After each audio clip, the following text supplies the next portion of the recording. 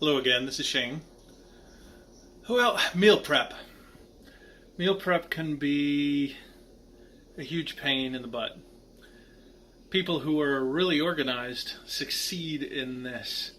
They will plan their whole week and get all their lunches and their breakfasts together and get everything working for the whole week. And these are the kind of people that, in the 80s used to keep those huge calendar books until we got iPhones and online organizers and could organize ourselves without 400 pages of calendars.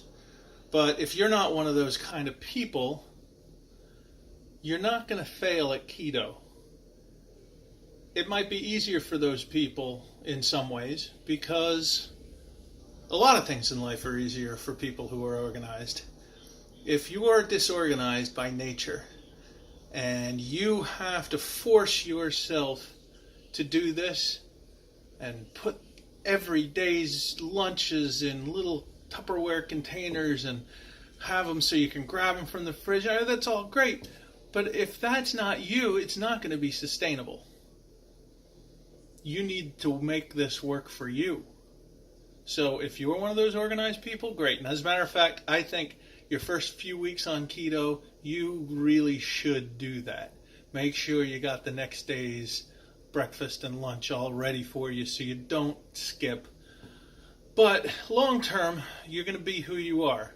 And if you let being disorganized make you fail at this, then you bought a bit of bad advice somewhere down the line that said you have to be an organized person to live this lifestyle. You don't have to be. There is some things that I do to make my life easier. There's always stuff in the fridge that I can grab that I didn't have to plan, that I didn't have to pre-put in Tupperware, that I didn't have to schedule. Well, the number one thing, hard-boiled eggs. So I hope you like hard-boiled eggs because we're about to do an 18-pack plus 2 that I have left over. So 20 hard-boiled eggs at once. I shell them. I put them in a big gallon Ziploc bag and I put them in the fridge. And I like to do some bacon and keep some bacon in the fridge too. So when I need a snack, when I need breakfast on the run, when I need to take something for lunch that I know is quick, and I didn't have to make a salad, I didn't have to make anything, maybe grab a block of cheese, grab some eggs, throw in a few pieces of bacon or cut a couple of pieces of pepperoni and run. And that's what I do. So now, while you don't need one of these wonderful little Instapots to do this, here's my lovely Instapot. I do find it easier to do large amounts of eggs often with the Instapot. Now, if you like to boil your eggs, go ahead. That's probably stick with what you know. You never need to spend extra money to stay on keto. So I'm not telling you you need a device or you need a this or you need a that. I already had the Instapot. I like using it. So there we go. That's what we're going to do. So easy hard-boiled eggs in an Instapot. Here's what we're going to do. Plug the Instapot in, and all we're going to do is take our eggs, drop them in. Take a minute because I've got 20 of them, but literally just going to stack them in there. And the key is if you want hard-boiled, it's called the 5-5-5. So 5 minutes we turn the Instapot on for. We put all the eggs in, we stack them up. Doesn't matter how we stack them up. You don't need a special container. You don't need special, they sell these rubber egg things to put them in and make them nice and organized. You don't need any of that. All you need is to stack them. That's okay if they touch.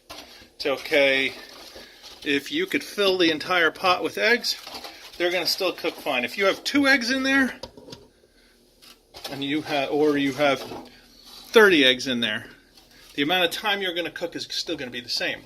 5-5-5. And that is, here's the eggs. a lot of eggs. There's 20 eggs. We're going to put the top on. Oh, we make sure the seal is good. Alright. Forgive me with my little handheld here, but that's the happy noise it makes. Before you do that, 1 cup of water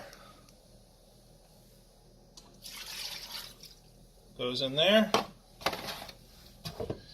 Put your top on, set it to seal, set your top to not vent. If it's left still on the vent, you don't want it on the vent. And there we go. Here's the front. We're going to turn it to pressure cook. Set it for 5 minutes. That's what mine's set for.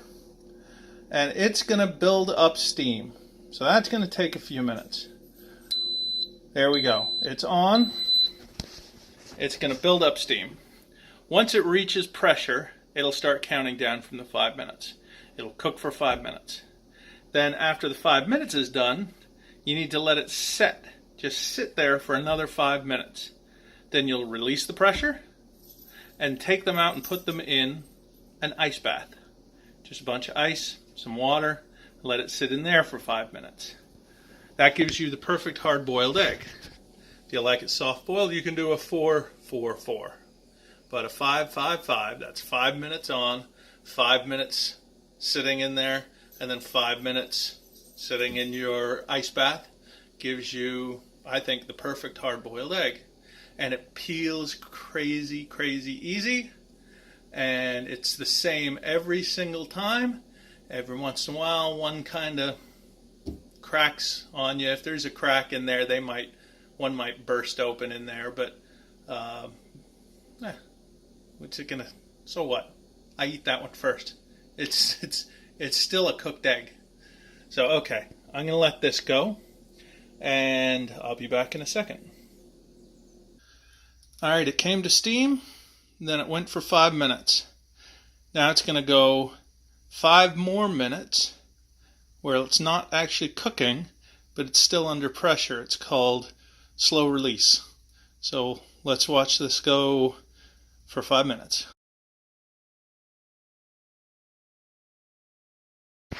Okay, steamed it for 5 minutes. Let it sit for 5 minutes. Now we're going to release the rest of the steam.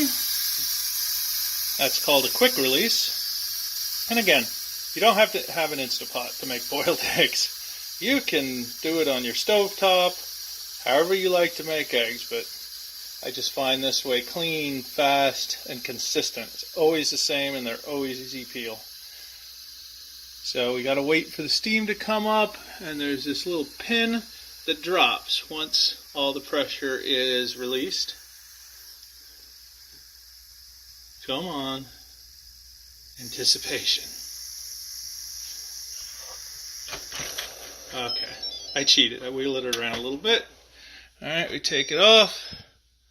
Looks like we had 1 or 2 little guys cracked, but that's okay. Like I said, they still taste great. And here we go. We're going to take them, putting them in our ice water bath.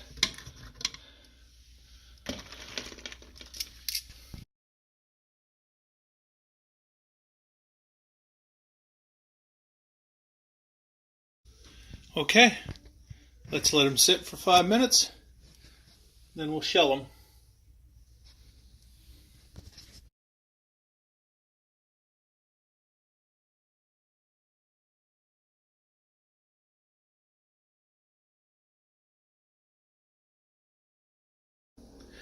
Alright, well, that's 20 eggs. Nice and easy, nice and quick.